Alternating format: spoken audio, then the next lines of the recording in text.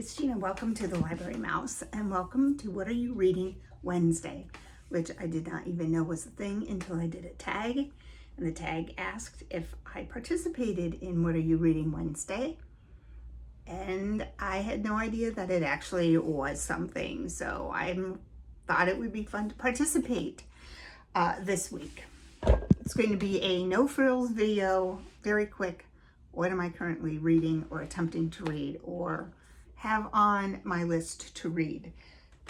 First though, yesterday I did finish this book, Cackle by Rachel Harrison. This book I got at a little free library recently. I would give it, I'm waffling between 3.5 and 4 stars. This is a one and done. I will probably not keep it. I will pass it on. It's not going to stay on my shelves. I would have no intention of reading it again. It was cute. It wasn't super scary. It is about a woman who is looking for a fresh start.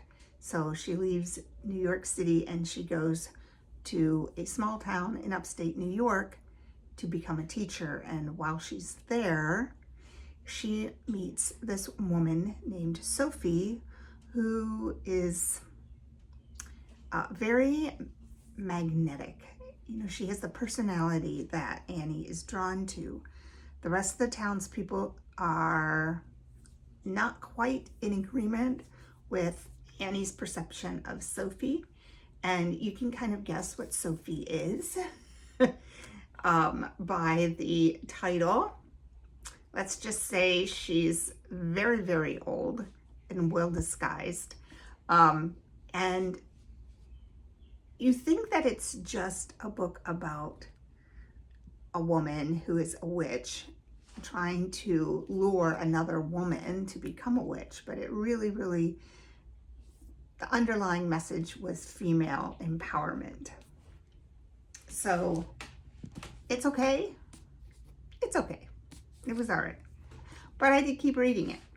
So I guess that tells you something. What am I currently reading? I'm currently reading a few books. They kind of all have the same theme.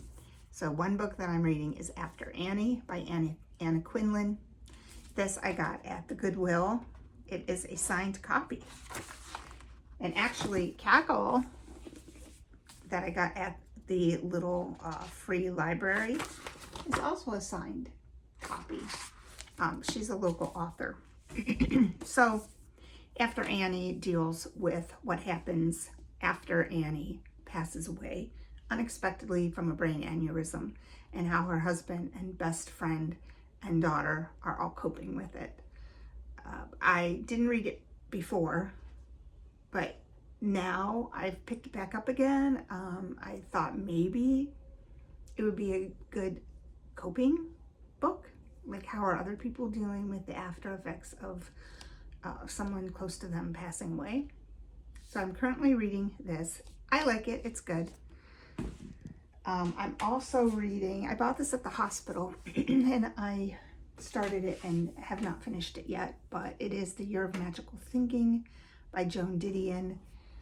This book was written after Joan's husband also unexpectedly passed away from a heart attack in her living room, and how she is coping and dealing. It's good. It's, you know, written in a different fashion because it's not fiction. It's a memoir. And I didn't realize it, but after her husband passed away, a few years later, her only child, her daughter, passed away. So sad. This is very well written. She's a wonderful author. And I feel like, once again, you know, now I'm ready to read this book. On a different vein, I have Spiritualism's Place, Reformers, Seekers, and Seances in Lilydale. So if you're not familiar, Lilydale is a spiritualist community in Western New York. I've been there a couple times. You can go for the day in the summer. You can do group readings. They have mediums that do readings. I went the first time very, very, very much a skeptic. But something about the place is extremely peaceful. I bought this because first, I love local history. Love local history. And also, this place intrigues me. The whole spiritualist movement as a religion intrigues me.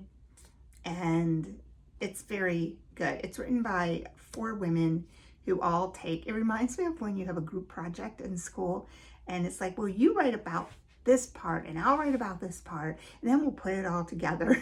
And that's pretty much what they did.